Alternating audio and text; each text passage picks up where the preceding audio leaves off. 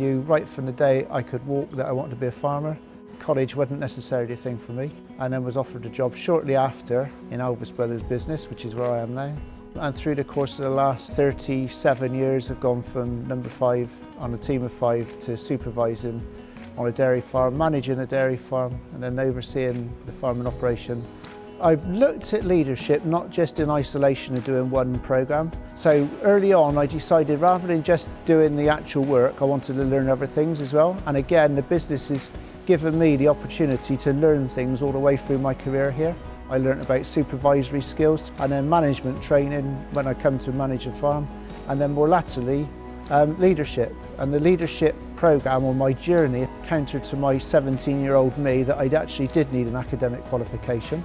So I did a master's degree in business administration, and that really kick-started the leadership training. I realised when I did that, and I mixed with people from all other sectors, that actually there was things that I could learn from other people in other industries and not just sticking to agriculture.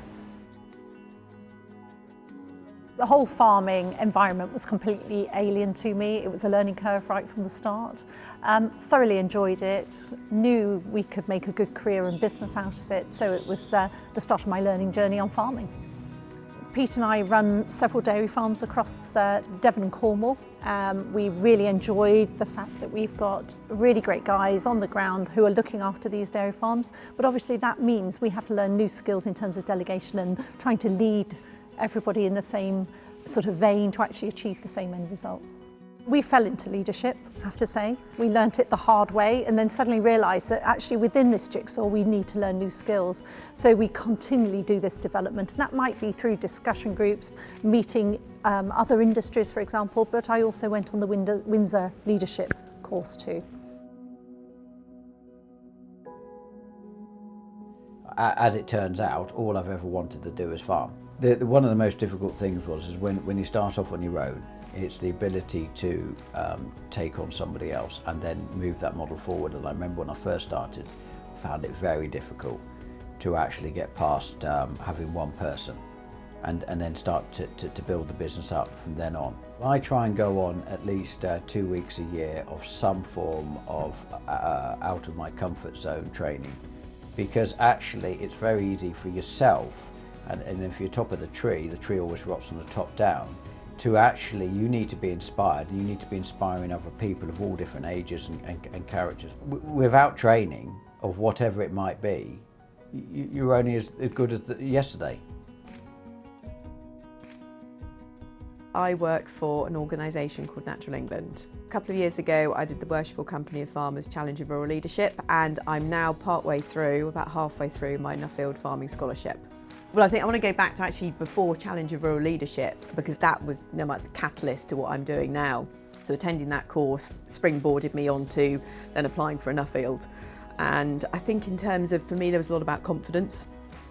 And the credit, you realise that actually, you can stand up in this group of amazing people and be one of them, and also it gives you the ability to talk to people and feel that I can have a conversation with them, and I suppose feel credible. And I think that it just builds your confidence in having an opinion and being able to I suppose articulate that, and puts you in situations that you would never expect to be in, and you come out the other side thinking I survived. So I think that's sort of what I've benefited from.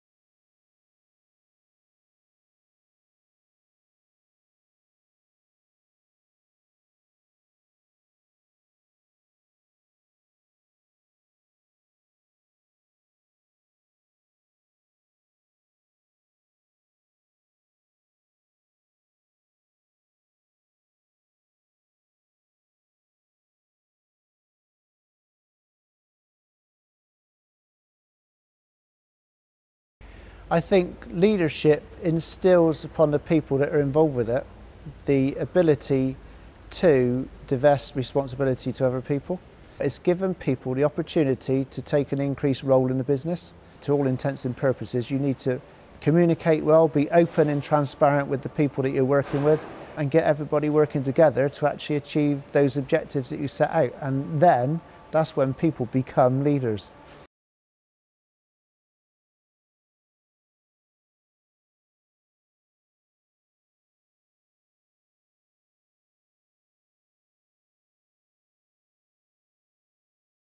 My real passion is for people to carry on learning through their lives, and that's exactly what I've tried to do with my life. But who'd have thought, as a 16-year-old boy milking cows, that now I deal with all the legalities of the business, with the finance, with the accountants, oversee a multi-million pound business, and look after all the people that are involved with my part of the business. It's something that I would have never dreamt, but it's through being given the opportunity to carry on learning that I'm able to do that. And there's no reason, if I can do it, there's no reason why other farmers or other people employed in farming businesses can't do the same. And if you're looking to the future, I would like to do the next stage up in the Windsor Leadership Programme. But at the same time, there's a huge amount that you can learn from your peers, and not just necessarily peers in the agricultural industry, but peers in other sectors as well, so other industries. And if you expose yourself to their influence and their knowledge, it's great to carry on learning, and that's what it's all about, lifelong learning.